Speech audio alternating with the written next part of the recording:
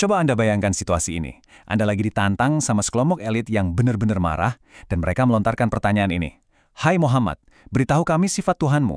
Apakah dia berasal dari emas, perak, besi, atau tembaga? Nah, ini bukan sekedar pertanyaan biasa ya. Ini adalah sebuah tantangan teologis yang luar biasa dramatis dari kaum musyrikin pada masa itu. Gini, mereka kan terbiasa dengan Tuhan-Tuhan yang wujudnya bisa mereka sentuh, yang terbuat dari materi fisik. Dan pertanyaan provokatif inilah yang nantinya memicu sebuah jawaban yang secara harfiah mengubah jalannya sejarah pemikiran manusia selamanya. Halo, selamat datang di bedah materi kita kali ini. Jujur, saya antusias banget buat mandu Anda hari ini. Karena kita bakal membedah sesuatu yang benar-benar di luar nalar.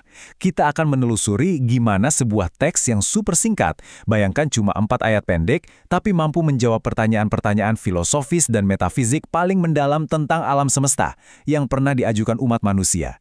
Ini bisa dibilang sebagai dekonstruksi teologis yang paling sempurna. Jadi, mari kita ungkap rahasia terdalam dari surah Al-Ikhlas. Oke, kita masuk ke bagian pertama, tantangan historis dari kaum musyrikin. Oke, mari kita selami ini lebih dalam. Untuk benar-benar paham seberapa kuat teks ini, kita harus ingat satu hal. Ayat-ayat ini nggak turun dalam ruang hampa. Ada konteks yang sangat menegangkan di baliknya. Dimulai dari konspirasi di Daruna II, di mana para elit sepakat merencanakan pembunuhan Nabi. Lalu, masuklah kita ke fase hijrah. Nah, yang paling epik itu waktu terjadi pengejaran oleh seorang kesatria tangguh bernama Suraka bin Malik. Dia ini ngejar mati-matian demi sayembara dengan hadiah 100 ekor unta merah. Ya, hadiah paling fantastis pada masanya. Tapi pas Suraka udah dekat banget dan siap menghunuskan pedangnya, tiba-tiba kudanya terperosok ke dalam tanah. Nggak cuma sekali, tapi 2 kali. Sadar ada kekuatan supranatural yang melindungi targetnya, Suraka akhirnya nyerah dan nanya, "Siapakah Tuhanmu yang punya kekuasaan kayak gini?" Di momen penuh tensi inilah wahyu tersebut turun untuk menjawabnya. Tapi ternyata, pertanyaan Surakoh itu bukan satu-satunya.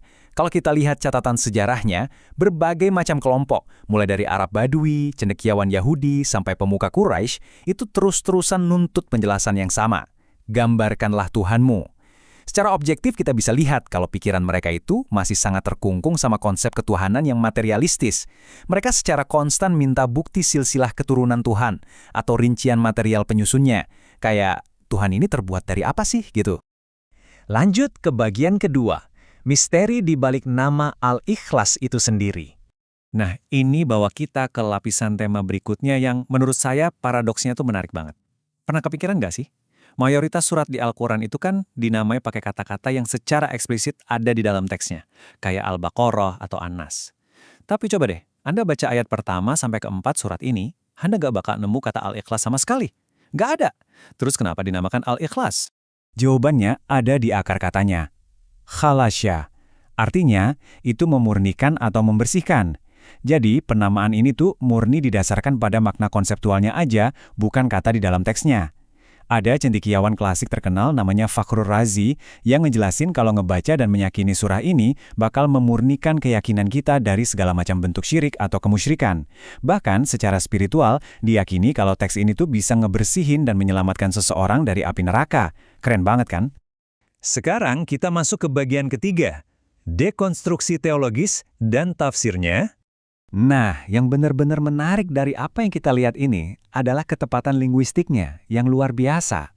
Teks ini menggunakan kata ahad dan bukan wahid. Mungkin kita mikir, loh bukannya dua-duanya artinya satu. Betul, tapi secara filologi bahasa Arab, wahid itu angka 1 yang bisa diikuti sama angka 2, 3, dan seterusnya dalam sebuah deret hitungan. Sementara ahad itu menetapkan sebuah keesaan mutlak. Kesatuan absolut yang nggak bisa dibagi, nggak bisa dikali, dan nggak punya titik awal atau akhir. Bener-bener nggak ada duanya. Nggak berhenti di situ, coba kita bedah tata bahasanya. Ini mind-blowing sih. Di dalam 4 ayat tersebut sama sekali nggak ada kata kerja. Atau dalam bahasa Arab disebut fi'il. Seluruh teksnya eksklusif cuma pakai kata benda dan kata sifat atau isim. Kenapa ini penting? Karena ketiadaan kata kerja itu secara linguistik melambangkan ketetapan, keabadian, dan sesuatu yang absolut nggak berubah. Artinya, Tuhan itu sama sekali nggak terikat sama batasan waktu, entah itu masa lalu, masa kini, atau masa depan. Dan kepadatan maknanya terus berlanjut. Kalau kita cek literatur fatwa, teks yang super padat ini ternyata merangkum 3 pilar utama monoteisme Islam. Pertama, tauhid uluhiyah, yaitu mengkhususkan Tuhan aja yang berhak disembah. Kedua, rububiyah, yang diwakili kata asyamat. Ini menunjukkan kesempurnaan posisi Tuhan dan gimana seluruh alam semesta itu 100% bergantung cuma ke Dia. Dan yang ketiga, asma wa sifat, penegasan kalau nama dan atributnya itu sempurna, sampai nggak ada satupun eksistensi yang bisa disetarakan sama Dia.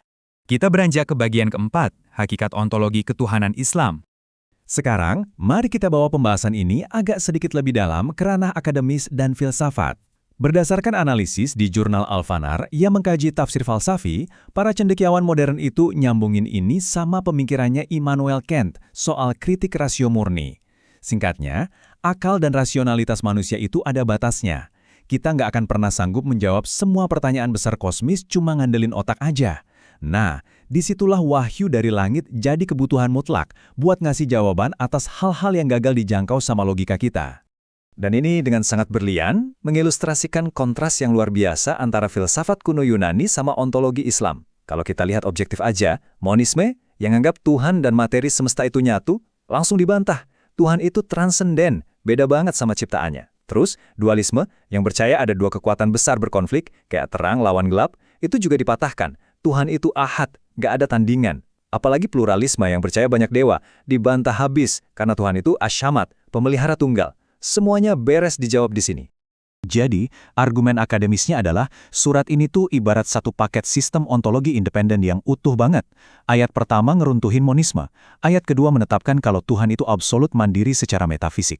Ayat ketiga dengan tegas menolak hukum sebab akibat material dan reproduksi biologi yang selama itu diyakini agama-agama sebelumnya. Dan puncaknya di ayat keempat yang secara meyakinkan menggugurkan semua kerangka pemikiran pagan Yunani yang udah ada. Benar-benar kerangka berpikir yang revolusioner. Terakhir, bagian kelima, apa sih keutamaan surat Al-Ikhlas ini di kehidupan nyata? Nah, setelah bahas filsafat dan teologi tingkat tinggi, mari kita tarik napas sebentar dan bawa ini ke hal yang lebih praktis buat keseharian kita. Ada satu penjelasan valid yang sangat terkenal, baca teks singkat yang cuma 4 ayat ini, ganjarannya itu setara dengan membaca sepertiga dari keseluruhan isi Al-Quran. Bayangin aja, cuma butuh beberapa detik, tapi nilai bobot spiritualnya jauh melampaui kuantitas kata yang diucapin. Buat yang nanya, kok bisa gitu? Secara matematis dan tematis ini tuh masuk akal banget loh. Ulama ngejelasin kalau Al-Quran itu pada dasarnya terbagi jadi 3 tema utama. Hukum atau syariat, kisah-kisah sejarah, dan yang terakhir, tauhid atau teologi. Dan karena surah Al-Ikhlas ini dari awal sampai akhir murni ngebahas tentang hakikat Tuhan secara utuh, makanya dia mewakili sepertiga porsi tauhid tadi dengan sangat presisi. Makanya, kita nggak cuma lagi ngomongin teori melangit di sini. Ini tuh bener-bener instrumen harian yang sangat fungsional. Berdasarkan rujukan dari Baznas, kalau ini dijadiin rutinitas, teks ini jadi perisai pelindung yang luar biasa. Dia bisa bantu ngapus dosa-dosa kecil karena niat yang murni, nyempurnain sholat harian kita, dan yang paling keren, ini jadi media yang secara alami numbuhi rasa cinta kita yang paling dalam ke Sang Pencipta. Dan ujung-ujungnya nuntun kita ke surga. Luar biasa ya, kita udah bedah dari sisi sejarah, keunikan bahasanya, filsafat ontologis, sampai ke praktik hariannya. Nah, buat nutup pembahasan ini, saya mau ninggalin satu pertanyaan buat Anda renungkan. Kalau kebenaran teologis absolut yang menjawab perdebatan berabad-abad ini, ternyata bisa disarikan ke dalam 4 kalimat yang super ringkas, sebenarnya misteri kompleks kehidupan apa lagi sih yang selama ini cuma lagi kita bikin ribet sendiri di kepala kita? Coba deh dipikirin. Terima kasih banyak udah ikut bedah materi bareng saya hari ini, dan sampai jumpa di pembahasan seru kita berikutnya.